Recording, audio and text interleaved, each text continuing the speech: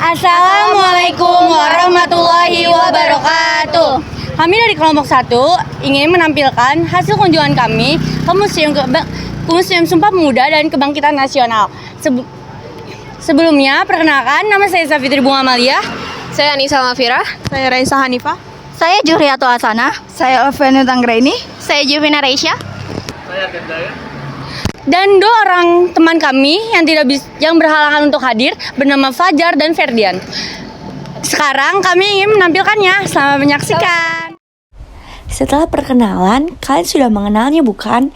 Nah, kita sekarang masuk ke museum yang pertama. Apa ya museum pertamanya? Betul, Museum Sumpah Pemuda. Berikut penjelasan singkat mengenai Museum Sumpah Pemuda. Awalnya, museum ini merupakan rumah tinggal milik Xia Konglian pada tahun 1908. Gedung ini disewa oleh pelajar Stovia dan Trach Hook School sebagai tempat tinggal dan belajar. Di tahun 1927, gedung ini digunakan oleh berbagai organisasi pergerakan pemuda-pemuda untuk melakukan kegiatan pergerakan. Di museum ini terdapat diorama-diorama yang menggambarkan suasana pergerakan kemerdekaan pada zaman dahulu. Selain diorama yang menggambarkan suasana pada zaman dulu, di sini juga terdapat banyak sekali koleksi bersejarah. Di antaranya adalah naskah Sumpah Pemuda dan pidato para tokoh pergerakan. Kemudian juga ada koleksi foto para tokoh pergerakan dan kegiatan Kongres Pemuda II. Salah satu diorama yang ada di Museum Sumpah Pemuda yaitu diorama mengenai Kongres Pemuda kedua yang berlangsung pada tanggal 27 sampai 28 Oktober 1928. Dalam diorama ini tampak para pemuda dari berbagai daerah di Indonesia berkumpul untuk membahas persatuan bangsa dan mencapai kesepakatan yang kemudian dikenal sebagai Sumpah Pemuda. Diorama ini menampilkan beberapa tokoh kunci seperti yang pertama, Sugondo Jojo Pospito sebagai ketua kongres yang memimpin pertemuan. Kedua, Muhammad Yamin sebagai penyusun naskah Sumpah Pemuda. Dan yang ketiga, W.R. Supratman sebagai orang yang memperkenalkan lagu Indonesia Raya yang dimainkan secara instrumental. Hai, sekarang kita ingin mencari tahu tentang penciptanya Indonesia Raya dan penjelasannya dari sana.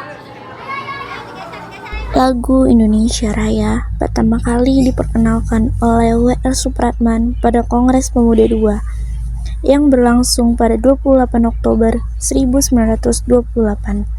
Dalam momen penting ini, W.R. Supratman memainkan lagu tersebut secara instrumental di hadapan para peserta Kongres. Ruangan W.R. Supratman. Beberapa koleksi utama di ruangan W.R. Supratman antara lain yang pertama, replika biola W.R. Supratman. Alat musik yang melambangkan peran W.R. Supratman dalam memperkenalkan lagu Indonesia Raya secara instrumental pada Kongres kedua yang menjadi simbol kebangkitan nasionalisme. Yang kedua ada foto dan dokumentasi pribadi, foto-foto W.R. Supratman serta beberapa dokumentasi sejarah yang menceritakan perjalanan hidupnya dan peran pentingnya dalam pergerakan kemerdekaan. Yang ketiga ada naskah lagu Indonesia Raya.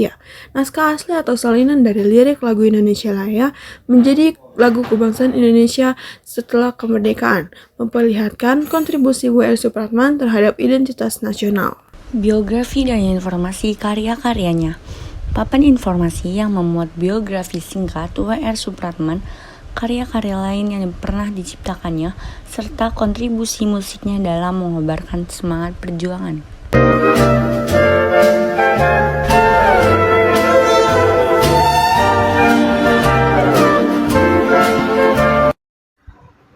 Ruang pengajar Stovia. Pengajar Stovia berjumlah 12 orang yang biasanya dibantu oleh asisten pengajar yang berasal dari lulusan pelajar Stovia terbaik. Setiap tahun, pengajar Stovia mengalami perubahan karena ada yang mendapatkan hak cuti untuk pulang ke Belanda. Pengajar Stovia akan menempati ruang pengajar pada saat menjelang kegiatan pembelajaran, saat istirahat sekolah, dan seusai kegiatan pembelajaran. Jadi, launching ini digunakan untuk mengatur kegiatan para pelajar di Stovia. Ruang Sekolah Dokter Jawa di Museum Kebangkitan Nasional merupakan salah satu ruangan bersejarah yang menggambarkan awal pendidikan kedokteran di Indonesia. Ruangan ini dulunya adalah bagian dari Stovia atau Sekolah Dokter Jawa yang didirikan pada akhir abad ke-19 oleh pemerintah kolonial Belanda untuk mendidik pemuda pribumi menjadi tenaga medis yang dapat melayani masyarakat Hindia Belanda. Di ruangan ini juga pengunjung bisa melihat berbagai artefak pendidikan kedokteran zaman itu, seperti peralatan medis, bangku-bangku kelas, serta ilustrasi bagaimana proses belajar mengajar para mahasiswa kedokteran saat itu. Selain itu, museum juga menampilkan patung-patung serta informasi tentang tokoh-tokoh penting yang pernah belajar di Stovia, seperti Dr. Sutomo dan Cipto Mangunkusumo yang kemudian menjadi pemimpin dalam pergerakan nasional. Ruang pengobatan tradisional di Museum Kebangkitan Nasional adalah ruangan yang menampilkan praktik-praktik pengobatan asli Indonesia sebelum adanya pengaruh pengobatan Barat. Ruangan ini bertujuan untuk memperkenalkan dan melestarikan berbagai metode dan alat yang digunakan dalam penyembuhan tradisional di Indonesia, baik dari segi bahan, teknik maupun konsep kesehatan. Di ruang ini pengunjung dapat melihat berbagai alat dan bahan yang umum digunakan dalam pengobatan tradisional seperti ramuan herbal, jamu, minyak-minyak alami, serta alat-alat seperti keris kecil dan bumbu yang memiliki fungsi khusus dalam terapi. Museum ini juga menampilkan ilustrasi atau dokumentasi dalam berbagai cara pengobatan tradisional seperti pijat, akupresur, sehingga pengobatan ramuan alami yang disesuaikan dengan jenis penyakit atau kondisi kesehatan tertentu. Nama-nama lulusan Stovia bakal dipajang di rumah sakit seperti daerah Cipto Mangunkusumo, Gatot Subroto, dan Fakultas Kedokteran Universitas Indonesia. Dan di sini ada Jonas Andreas Latumenten, yaitu dokter kejiwaan di Indonesia. Dan sebelah sini ada dua perempuan pertama yang masuk sekolah Stovia, karena dulu di sini khusus laki-laki saja. Setelah mereka masuk, diperbolehkanlah perempuan masuk ke sini, tapi dengan persyaratan bayar dan seleksi. Kalau mereka masuk melalui jalur beasiswa, dikasih sama perempuan pertama dari Belanda. Nah, jadi yang menciptakan alat kontrasepsi ini adalah Marie Thomas.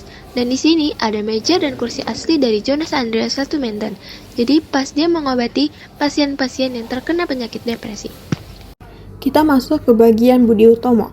Stovia atau Sekolah Dr. Bumi Putra menjadi tempat perkumpulnya pemuda-pemudi pribumi yang cerdas dan berwawasan luas. Kunjungan Dr. Wahidin Sudirohusodo pada Desember 1907 menguatkan tekad pelajar Stovia untuk mendirikan organisasi sebagai wadah perjuangan. Rencana mendirikan organisasi disosialisasikan oleh Sutomo ke pelajar Stovia lainnya untuk mendapatkan tanggapan dan dukungan. Mayoritas pelajar Stovia setuju untuk mendirikan organisasi sebagai sarana untuk mengejar kemajuan masyarakat Bumi Putra. Pada Rabu 20 Mei 1908 jam 9 pagi, pelajar Stovia di bawah pimpinan Sutomo berkumpul di ruang anatomi untuk musyawarah mendirikan organisasi dan kepengurusannya.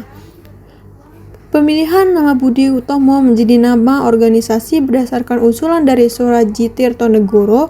Nama tersebut berasal dari ucapan Sutomo saat mengantarkan Dr. Wahidin Sudirohusodo yang akan melanjutkan perjalanan mensosialisasikan dana belajar ke Banten.